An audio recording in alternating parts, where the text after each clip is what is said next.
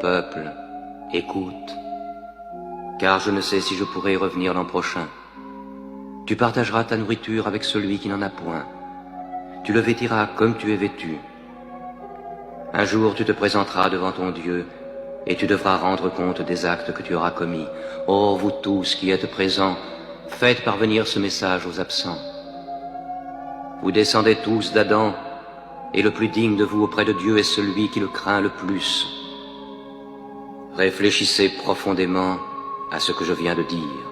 اللهم اهدنا فيمن هديت وعافنا فيمن عافيت وتولنا فيمن توليت وبارك لنا فيما أعطيت وقنا واصرف عنا شر ما قضيت فإنك تقضي ولا يقضى عليك إنه لا يذل من واليت ولا يعز من عاديت تباركت ربنا وتعاليت لك الحمد على ما قضيت ولك الشكر على ما أعطيت نستغفرك ونتوب إليك برحمتك يا أرحم الراحمين اللهم تقبل منا صيامنا اللهم تقبل منا صيامنا اللهم تقبل منا صيامنا وصلاتنا وقيامنا وركوعنا تعالى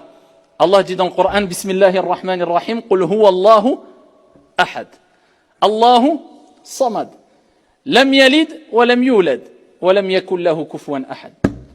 Aussi simple que ça, aussi clair et précis que cela, accessible à toutes et à tous. C'est comme si Dieu nous disait bah regardez, cette sourate elle est courte, mais celui qui la récite eh bien, va gagner tellement de choses que je veux qu'elle soit accessible pour toutes et tous. Pas besoin d'être un savant, pas besoin d'être je ne sais qui. Eh bien, sache que la récompense est énorme et tu ne peux même pas te rendre compte de la réelle rétribution que va t'apporter la récitation avec sincérité de cette sourate. Dieu veut nous faciliter à toutes et à tous. Tout le monde, tu débutes, tu n'as pas beaucoup de science, bah, récite juste sourate al-Ikhlas. Et attends-toi à d'énormes récompenses et d'énormes mérites. Suratul Ikhlas, pourquoi elle a été appelée ainsi? Tout simplement parce que celui qui va lire cette sourate, en la comprenant et en l'appliquant, il va purifier sa foi. Eh bien, Allah Azza wa Jal se présente en disant, c'est moi Allah. Et Allah, c'est un nom d'Allah. Allah a plusieurs noms.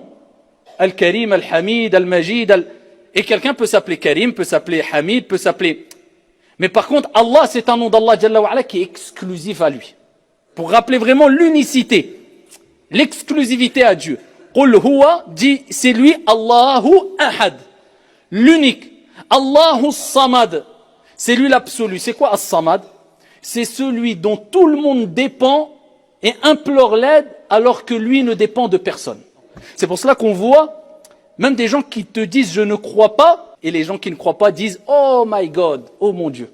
Parce que quoi? Allahu samad. Dieu s'est présenté dans cette sourate afin de nous rappeler ici l'importance de ses attributs divins. As-Samad, c'est celui qui répond à celui qui lui demande et tu as besoin de lui que tu le veuilles ou non. Ça te rappelle que quoi? Quand tu as de gros soucis, de gros problèmes, de grandes demandes, eh bien demande-les avant tout à Dieu. Ensuite, eh bien adresse-toi aux causes parmi les êtres humains.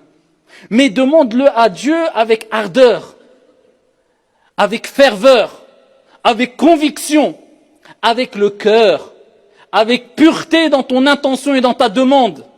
Dans un autre hadith rapporté par Al-Bukhari, le prophète sallallahu alayhi wa sallam, il dit aux compagnons, qui d'entre vous c'était le soir est capable de lire un tiers du Coran maintenant? Ils ont rappelé au prophète que ça serait difficile pour eux. Il dit maintenant là le soir.